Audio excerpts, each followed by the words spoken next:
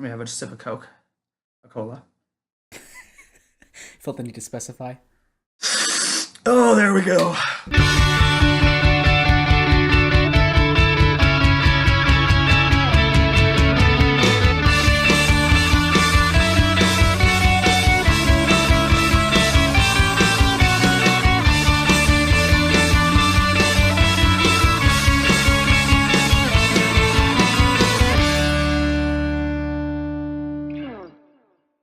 Hello, everyone, and welcome to LRM Ranks It.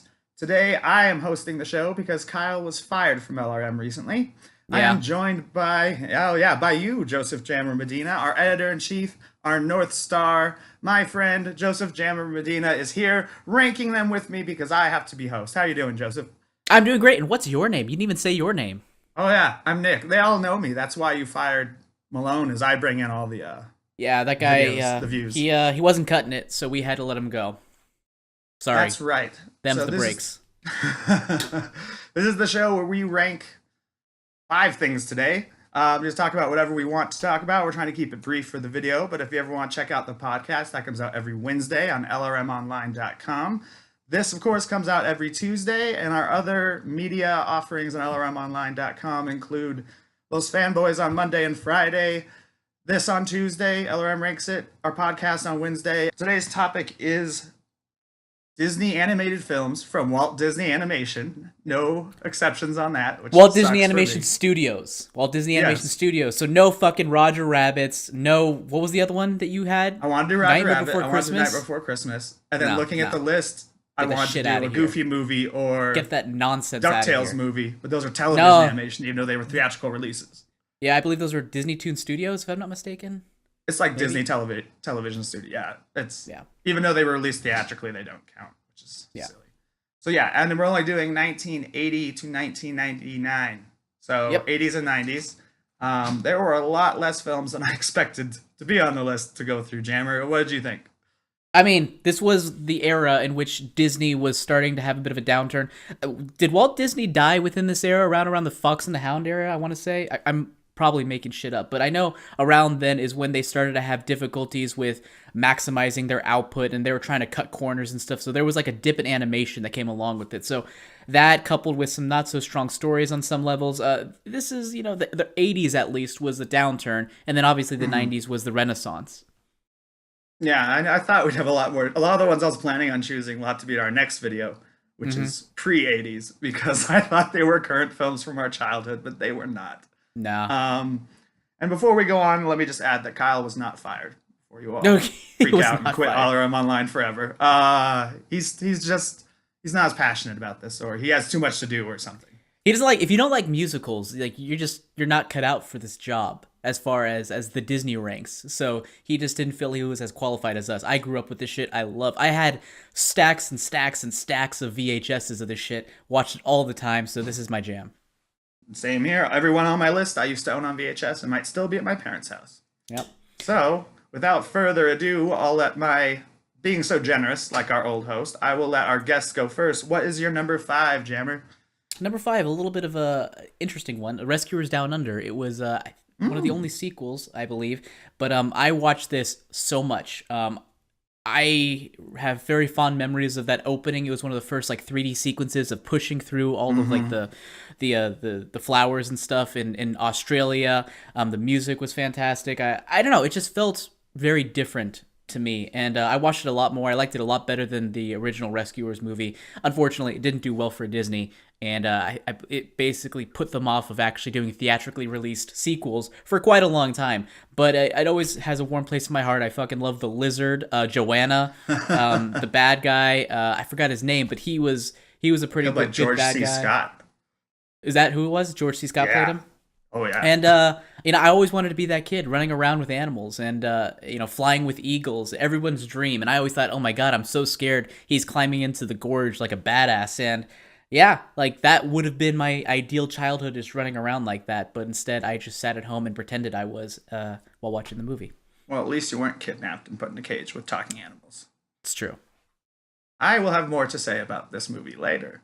Okay. So I will move on to my number 5, if that's okay. Fair I enough. may or may not have included this movie higher and watched it last night. So I know exactly everything you're talking about. I enjoyed it very much. My number 5 is Mulan from 1998. Mm-hmm. My list seems to go from newest to oldest as we go along. But Mulan was kind of one of the last Disney movies I watched, like still as a kid. Well, I guess I Yeah. would have been 10, so I was going to be a kid longer. Even with the female protagonist, and when you're a kid, you're more into the same sex protagonist as yourself. You're not Yeah. as like today, where it's like I want to see Captain Marvel. As a kid, I would have been like, I'd rather see Batman. But it's a fantastic movie. The songs are what stick with me the most out of anything. Like I'll make a man out of you, and like just all that good stuff. It's obviously this is a classic tale of Mulan wants to serve in her father's place, but she's a woman, so she can't serve. So she goes undercover as a man, which is like a classic tale told in many cultures. Yeah, and it even has Eddie Murphy as Mushu back when Eddie Murphy was doing good animated characters. So yeah. Right. Not on my list. It probably would have been if there was one more. But this was a very classic movie. I personally was disappointed when I first saw it. I think I've grown to like it a bit more over time. For me, I think honestly, the Eddie Murphy stuff just doesn't work for me. It feels completely out of, I don't know, against the spirit of what I think the movie should be like.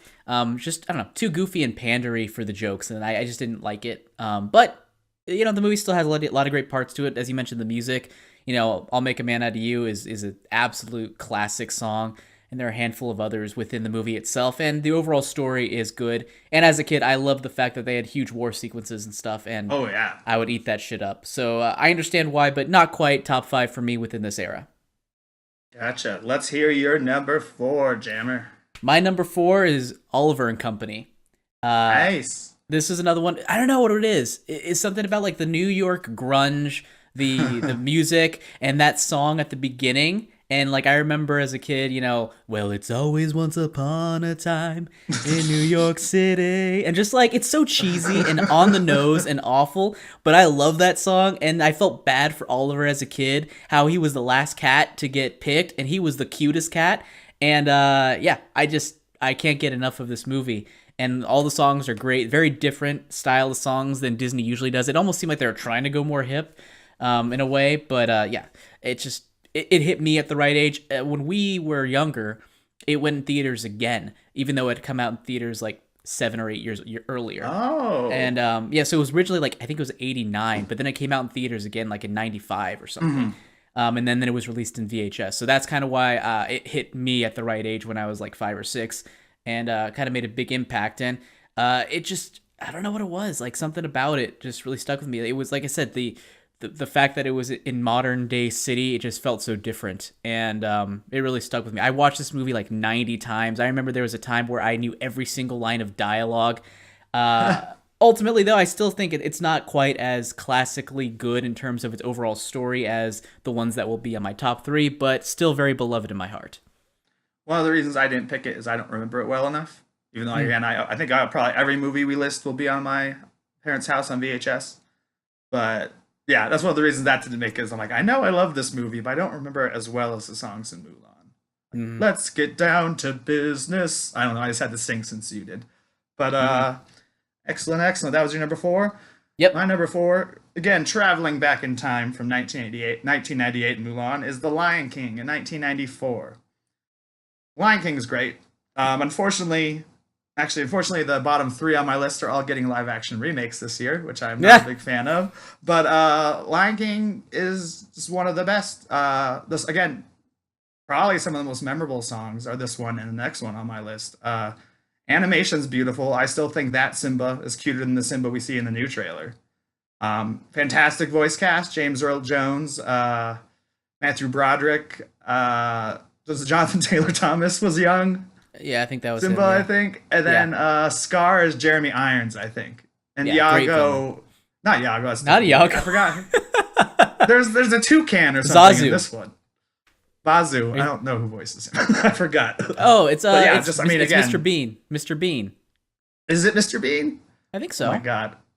But I like Yeah. it just has all those, again, it's very epic animation like Mulan. Like the stampede is beautiful. And then does he say "Long live the king" when he kills his brother Scar? Hells yeah, he That's does. a classic scene. And it's, I mean, Yeah. it's basically Hamlet. The same way Mulan's Yeah. a story that's been told over and over again. It's basically Hamlet, but it's fun. And people compare Black Panther to Lion King. So yeah, I don't know. It's classic. It's good. I loved it. Yeah. Yeah, it's on my list as well. We'll talk about that later, but all the stuff you said is right, and I'll go a little bit more in depth when it's on my list. So I guess we'll go to my number 3 if you're okay with that. That's right. My number 3 is Aladdin, live action remake on the way, as you mentioned. Robin Williams really made this movie. He shaped the childhoods of all '90s kids, including me, and the genie was sort of my introduction to him. I think it was like 94 or something, and so I was like 6. I'd probably seen 92. him in other things. 92? Jesus. So I was young then.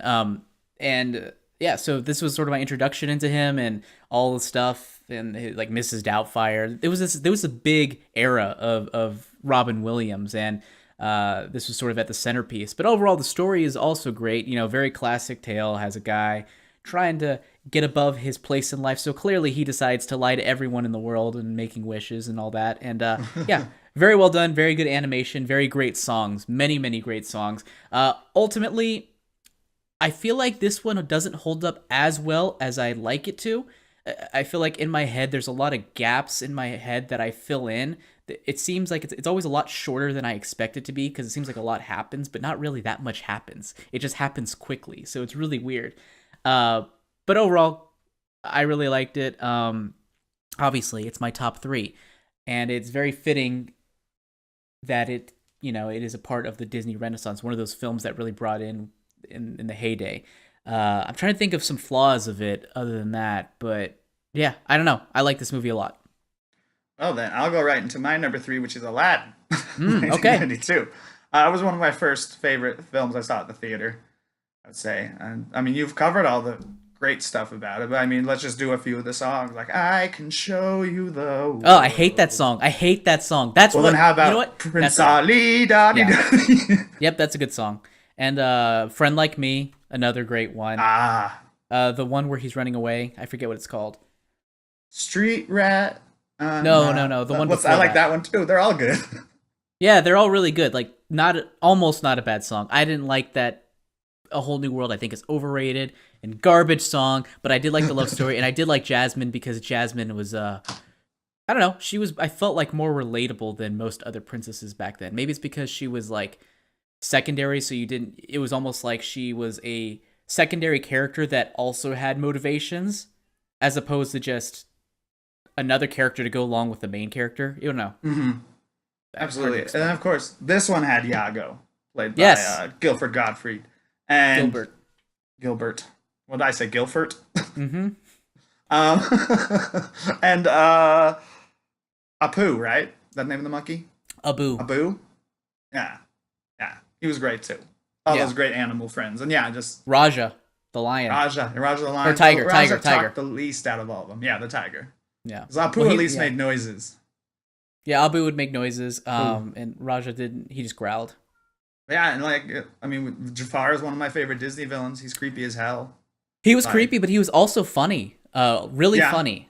And I think that counts for a lot. Like, some of the stuff that he said, even in his songs, I just found really understated. And I don't know, I think the comedic prowess of him and the way he and Iago kind of bitched at each other constantly was not highlighted enough. It should have been more, but it was still really fun. If I ever see it, the live action one, I think Jafar is the key to that movie being good. If that actor can pull that off, I think that's the key. Let's move on to your number 2. My number 2, The Lion King. This is another one that is a classic. Another one that I feel like feels longer than it should, or feels shorter than I expect, because a lot of stuff happens. I always feel like we kind of get shafted in the middle part where he grew up and some of the stuff that happened in between. But either way, it's still a great movie. The stuff with Scar, easily one of the strongest villains out there for Disney, played by Jeremy Irons. Once again, he wasn't strong. He wasn't particularly like good looking or anything. It was just a guy who literally just outsmarted to seize the throne.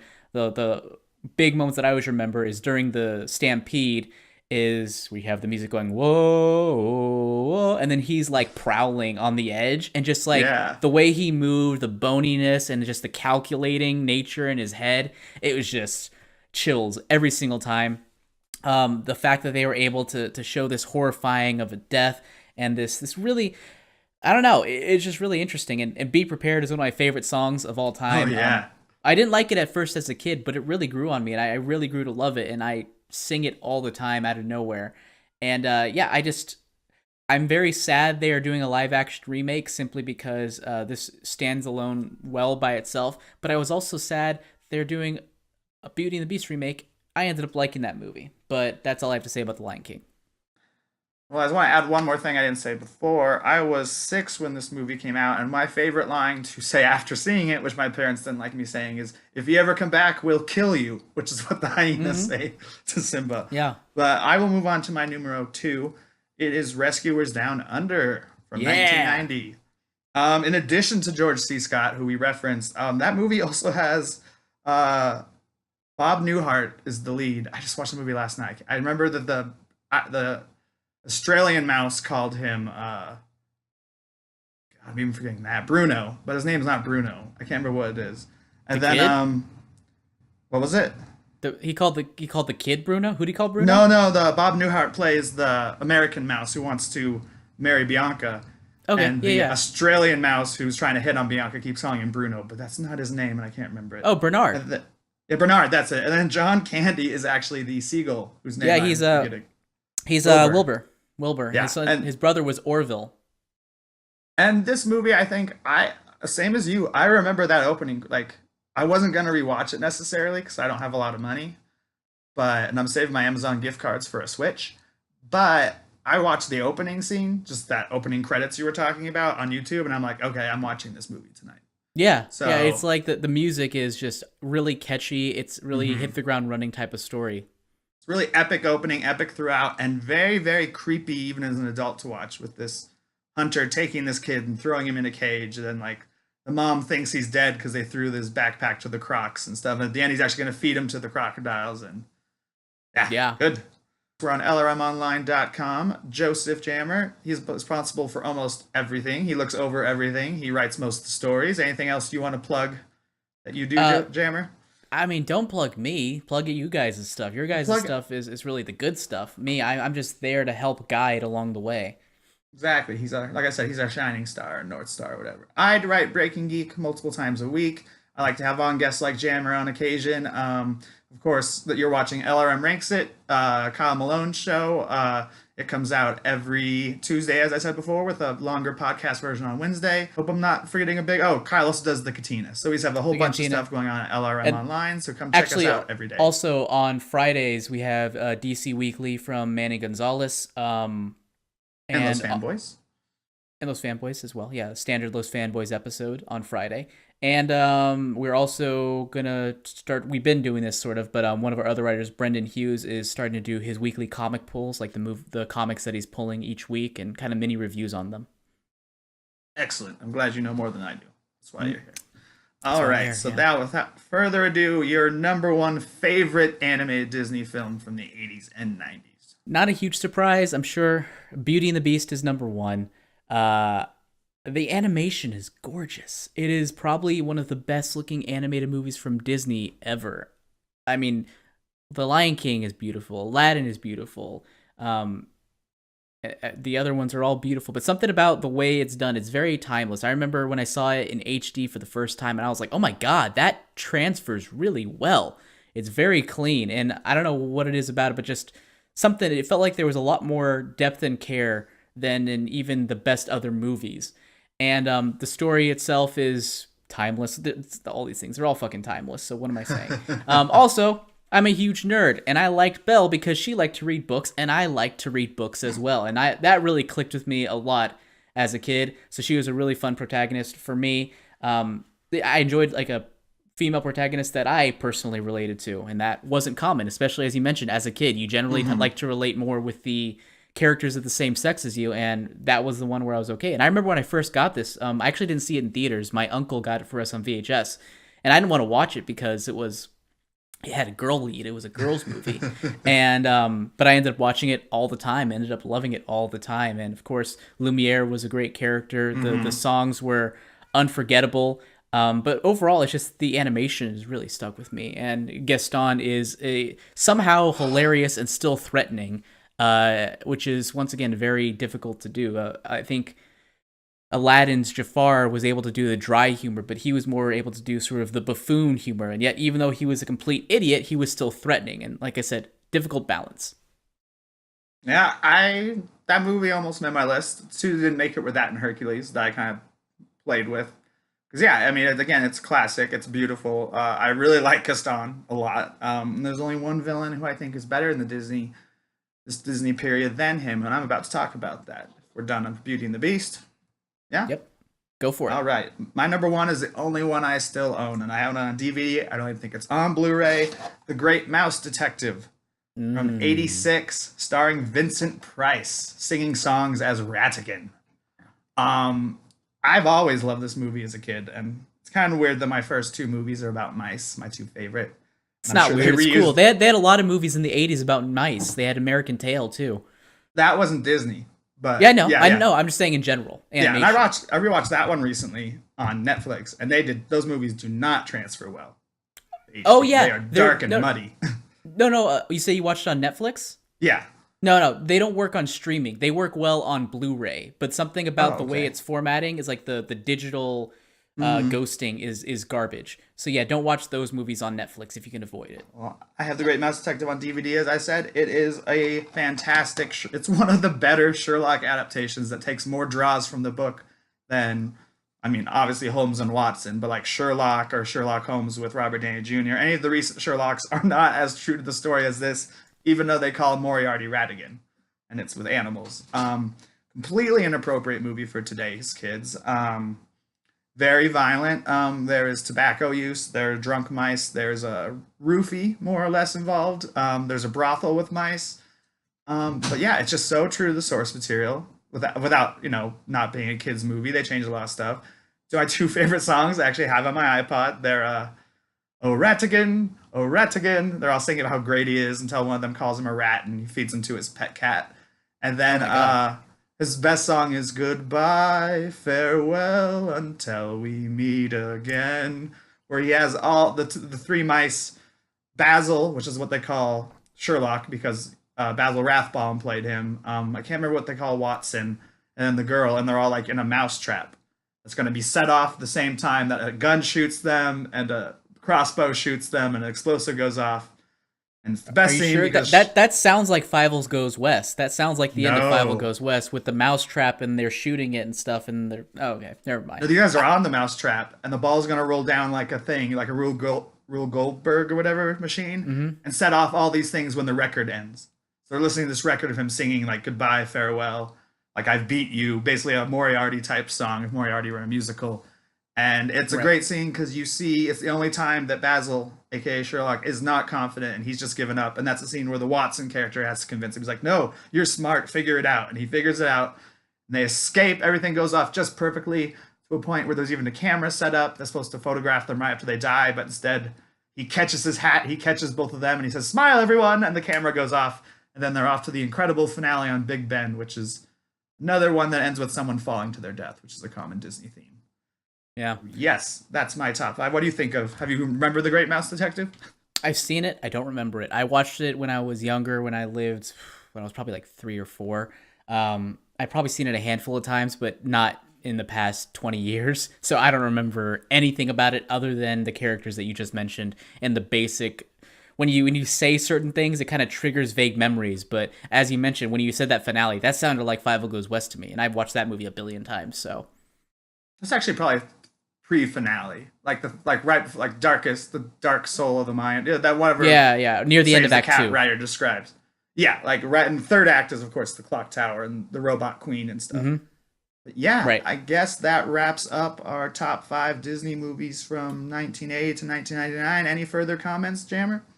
This was a cool one because just like the 2000s era, it was like really shitty at the beginning and a lot better at the tail end as far as, box office and overall classic reception. Of course, we had a couple from the quote unquote shitty era, which is, better than the early 2000s. We had almost nothing. So that's good to know. But yeah, it was, did I just give shit away? I just realized I'm not sure what order these are going to be, these are going to be aired in. Whoops. Doesn't matter. Either way, yeah, Kyle, I think a lot of great stuff here. The Disney Renaissance is no joke, and it really helps cement Disney in our minds as a creative powerhouse. Absolutely. And with that, you might see me as host again. Depending on what Kyle doesn't like. Kyle has not seen all the Mission Impossible movies, so Stefan and I might be doing that in the future. Jammer and I have another Disney one coming up, and I guess other than that, adios. Adios. Hey everybody, did you like what you just watched? Do you want to see more? Check out the other great videos available here on the LRM Online YouTube channel. Also, go check out our website, lrmonline.com, to see all the great stories that we publish every day.